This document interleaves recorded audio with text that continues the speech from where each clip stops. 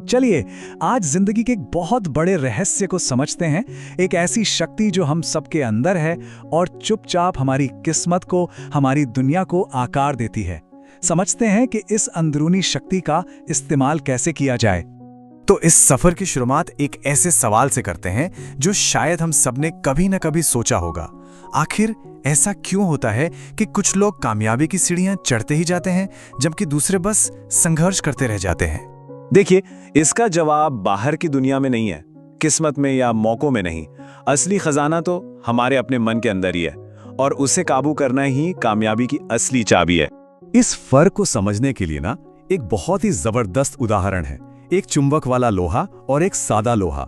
सोचिए, एक लोहे का टुकड़ा जिसमें मैग्नेटिक पावर है वो अपने वजन से कई गुना ज्यादा उठा लेता है ना? उसमें गजब का खिंचाव होता है।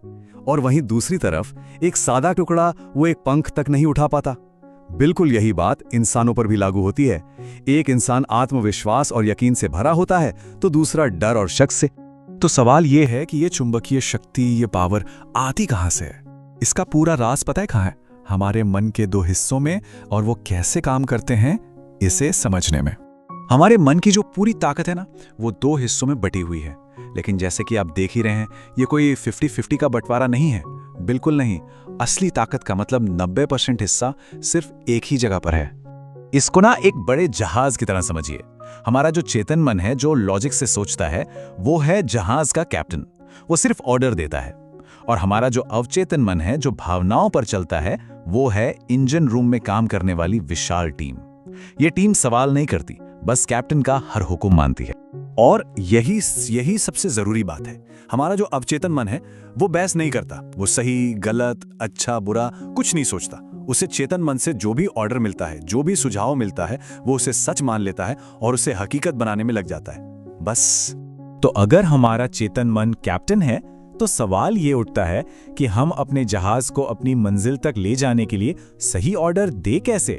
चलिए कुछ प्रैक्टिकल तरीकों पर नजर डालते हैं।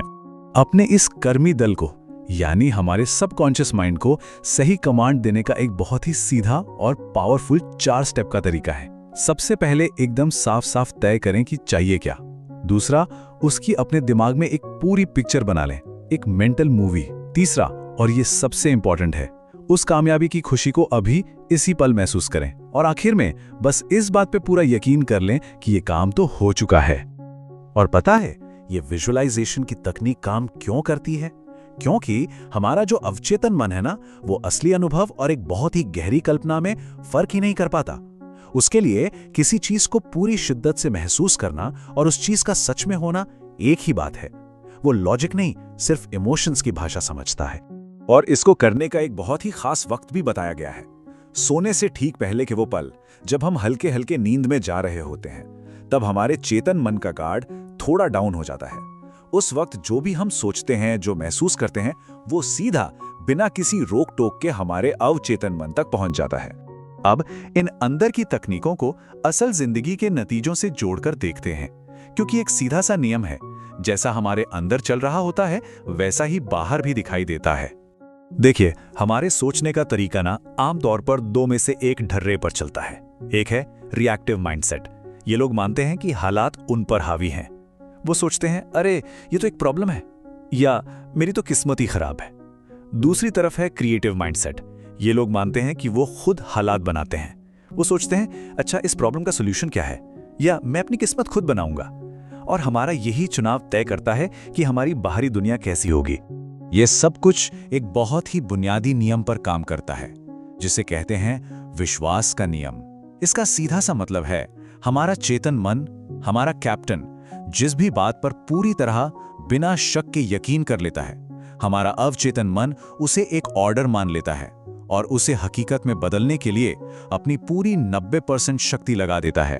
तो चलिए इन सभी आइडियाज को एक साथ जोड़ते हैं और देखते हैं कि हम अपनी जिंदगी का स्टीयरिंग व्हील अपने हाथ में लेकर अपने मन चाहे भविष्य को कैसे बना सकते हैं। तो आइए इन मेन पॉइंट्स को एक बार फिर से याद कर लेते हैं। पहली बात, हमारे मन के 2 हिस्से हैं, एक 10% वाला कैप्टन और एक 90% पावर वाला क्रू।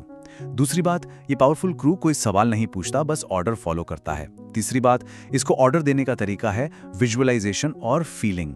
चौथी, हमारे अंदर के विचार ही हमारी बाहर की दुनिया को बनाते हैं। और पांचवी बात, सोने से ठीक पहले का समय इस काम के लिए सबसे बेस्ट है। और ये सारी बातें हमें एक आखिरी सवाल पर लाके छोड़ देती हैं।